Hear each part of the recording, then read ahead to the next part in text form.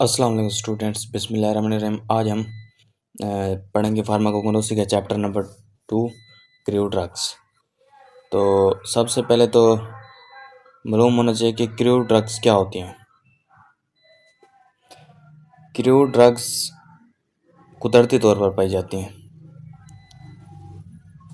ये मुख्तलिफ अक़साम हैं। मिसाल के तौर पर पौधे होते हैं, जैसे इसके अलावा ऑर्गेनिज़म्स हो गए, बैक्टीरिया वगैरह हो गए, ये क्या हो गए, क्रूड ड्रग्स में आते हैं।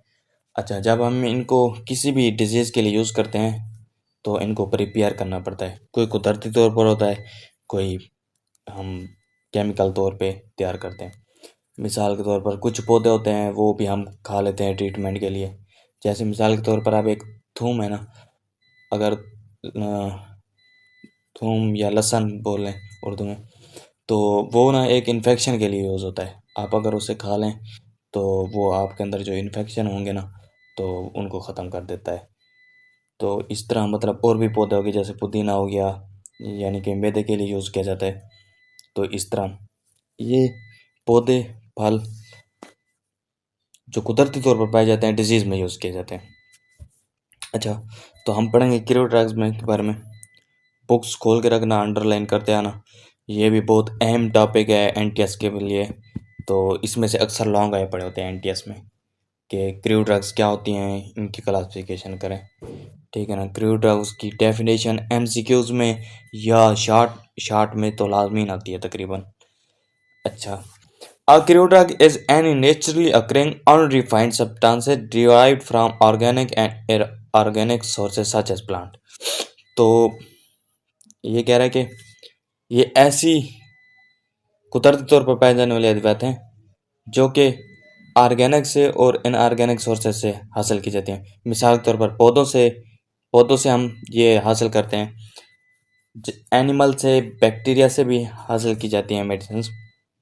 इसके अलावा कुछ आर्गन्स होते हैं, वो भी मेडिसिन में यूज़ होते हैं।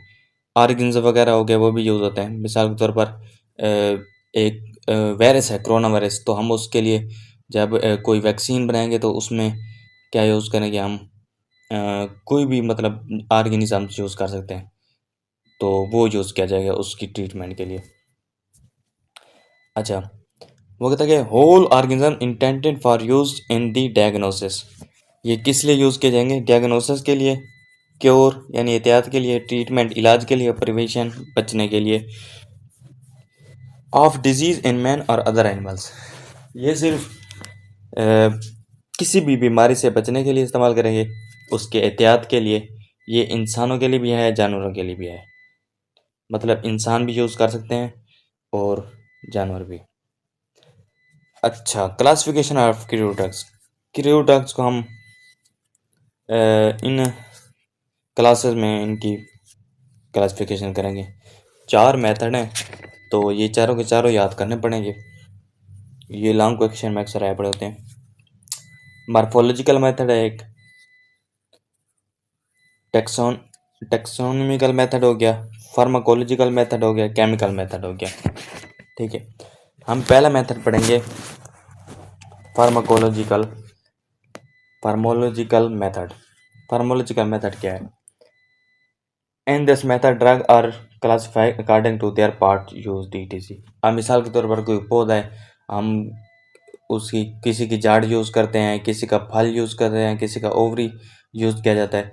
तो मुख्तलिफ उनके जो हिस्से होते हैं ना, उस लिहाज से इस्तेमाल किए जाते हैं ना। तो इस तरह ये किस मेथड में आ जाएंगे? मार्फोलॉजिकल मेथड में। अब इसमें अक्सर आया पड़ा होता है कि ऑर्गेनाइज्ड ड्रग्स और अनऑर्गेनाइज्ड ड्रग्स में डिफरेंस बयान करें। तो ऑर्गेनाइज्ड ड्रग्स क्या होती हैं? These are the drugs that obtain from direct part of the plants. ऐसी अदवात जो बराह रास्त पौधे के हिस्से से ली जाए, वो उसे क्या कहते हैं हम? Organised drugs. और ये इनका जो सेलुलर टिश्यू होता है वो जिंदा होना चाहिए, यानी बक्या होना चाहिए। तो ये किस में आ जाएंगी? ऑर्गेनाइज्ड ड्रग्स में।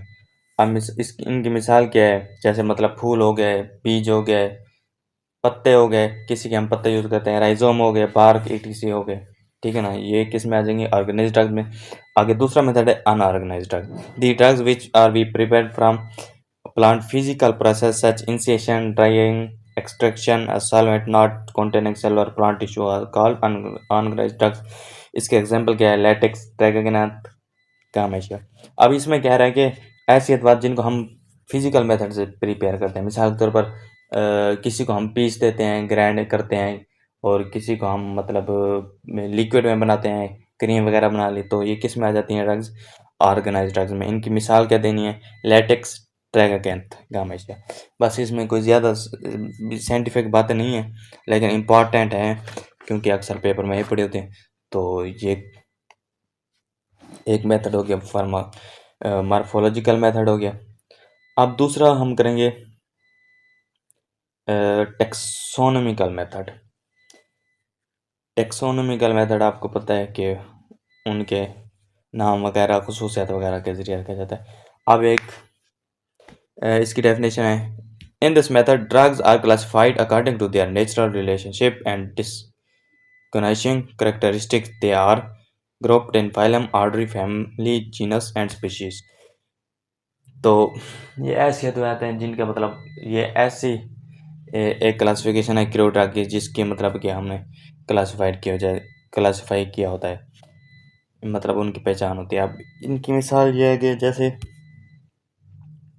एक ड्रग है, उसका नाम है एलमेंट, उसकी स्पीशीज क्या है?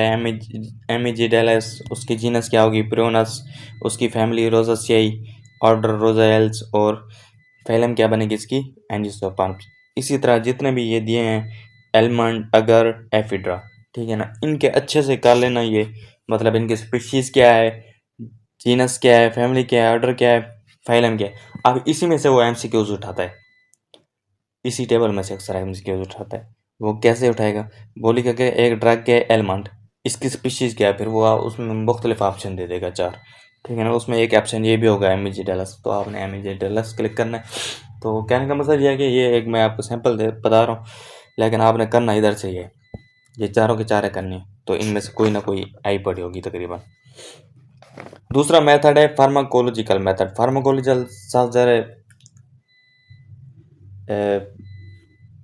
इससे ज़ाहिर होता है कि ये ऐसी चीज़ होगी जिससे मतलब उसके असरअंदाज के ज़रिए, मतलब एक मेडिसिन है वो किस तरह असर करती है, तो उसका जो हम तज्जिया करेंगे या उसके बारे में हम जो जानेंगे, उससे कौन सा तरीका कहते हैं? Pharmacological method. अब कहते हैं, in this method drug are classified according to their therapeutic effects. इसमें इस लिहाज से दवाइयों की क्लासिफिकेशन की जाती है, या क्रू ड्रग्स की क्लासिफिकेशन की जाती है उनके असर होने से, असर करने से, मतलब वो किस तरह असर करती हैं, कहाँ असर करती है। मिसाल के तौर पर बॉडी के मुख्तलिफ पार्ट है ना, कोई दिमाग पे असर करेगी, कोई दिल पे, कोई फेफड़ों पे, कोई लीवर पे, कोई मसल्स पे, कोई कहाँ असर करती है। तो अब इनमें मतलब ये जो आ रहे हैं यूज़, ये बहुत इंपॉर्टेंट हैं, ये भी करने पड़ेंगे आपको। तो इनमें मतलब पहली ड्रग है सिनामोन बार्क। इस हम किस लिए यूज़ करते हैं इसे? सिनामोन बार्क, इसे दारचीनी कहते हैं। इसे हम एंटी कैंसर के लिए यूज़ करते हैं, यानी एंटी कैंसर है। एलाइसिना कैस्टोर ऑयल, ये किस लिए हम यूज़ करेंगे? प्रोगेटिव के लिए। बेलाडोना, हेसोकेमस, ये किस लिए होते हैं? एंटीस्पास्मोडिक, यानी पट्टों का खिंचाव हो जाता है ना जो, उनके लिए जो हम पौधे वगैरह या मेडिसिन वगैरह जो इनकी यूज़ करते हैं, वो क्या है? बेलाडोना और हेसोकेमस। कैटेचुटैनिक एसिड जख्म बनने के लिए इस्तेमाल करते हैं। एस्ट्रिंजेंट, इसे हम किस लिए यूज़ करेंगे? जख्म बनने के लिए। ग्लाइक्राइजा टोनोप्लाज्म, ये किस लिए हम यूज़ करेंगे? खांसी के लिए। इसके अलावा कार्डियोटोनिक के लिए हम क्या यूज़ करेंगे? Digitalis strophanthus. कार्डियोटोनिक क्या होते हैं? दिली अमराज होते हैं, उनके लिए हम क्या यूज़ करेंगे?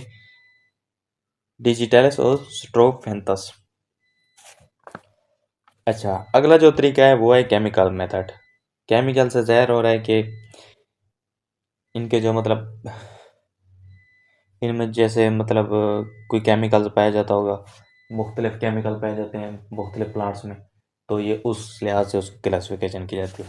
तो chemical method, in this method drug are classified according to their principal constraints. ठीक है, मिसाल के तौर पर आप जिन पौधों में कार्बोहाइड्रेट्स पाए जाते होंगे, नाइट्रोजन वगैरह पाए जाते होंगे, प्रोटीन्स वगैरह पाए जाते होंगे, ये चीज़ें।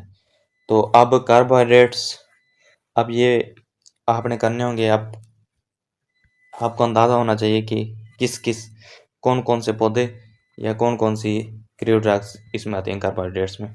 तो अगर हो गई, ये कैशे हो गई, ट्रेगाकैंथ हो गए, स्टार्च हो गए, ये किस में आते हैं? कार्बोहाइड्रेट्स में, कार्बोहाइड्रेट्स होते हैं। और ग्लाइकोसाइड्स में क्या होते हैं? एलाइसिना, ग्लाइकोराइजा, डिजिटालिस, ये किस में आ गए? ग्लाइकोसाइड में। वोलेटाइल एल्स में कौन कौन सी हैं? Cinnamon, fennel, clove, कारावे। अच्छा, ये ना आप जो मेडिसिन है ना, इनके आप नाम उर्दू में नेट से देख लेना, या जो मैंने पिक लगाई हुई है बुक पर, तो इसमें कुछ भी नाम लिखे हुए हैं तो ये भी आप देख लेना, तो आपको समझ आ जाएंगे, इस तरह आप आसानी से कर सकेंगे। तो अल्कलाइड्स है, बेलाटोना, हाइसोकेमस। रेजिन्स में कौन कौन सी आ जाती हैं? Ginger, asafoetida, benzoin. और टेनिन्स में कौन आ जाता है? Black catechu. ये अक्सर एमसीक्यूज में आता रहता है कि टेनिन्स आर ब्लैक कैटेचू। आगे और ऑप्शन देंगे, बेंजोइन, जेलाटिन, ईटीसी। अच्छा, प्रोटीन्स में कौन कौन से आ जाते हैं? Papain, bromelain, gelatin. Papain, bromelain, gelatin, ये किस में आ जाती हैं? प्रोटीन्स में। तो ये चैप्टर नंबर 2 था इसका, फार्माकोग्नोसी का। तो ये अच्छे से कर लेना, पूरा चैप्टर कर दिया है। अब इसमें से बहुत सारे क्वेश्चन बन सकते हैं, एमसीक्यूज भी आएंगे बहुत सारे, क्वेश्चन भी बहुत सारे आएंगे। तो एनटीएस जो पेपर लेती है ना, वो टेक्निकली लेती है इसी तरह, मतलब अब इसमें आपने रट्टा नहीं मारना, सोच समझ के सारे करने हैं, ठीक है ना। फिर इसमें से आप क्लियर हो जाएंगे। अगर रट्टा मारेगा बंदा फिर भूल जाता है, फिर अंदाज़ा भी नहीं चलता कि ये मार्फोलॉजिकल मेथड कौन सा है, केमिकल मेथड कौन सा है, इनमें कौन कौन सी ड्रग आती हैं, तो ये बंदा भूल जाता है। अगर आप इसे लिख के समझ के याद करेंगे तो आपका अच्छा हो जाएगा।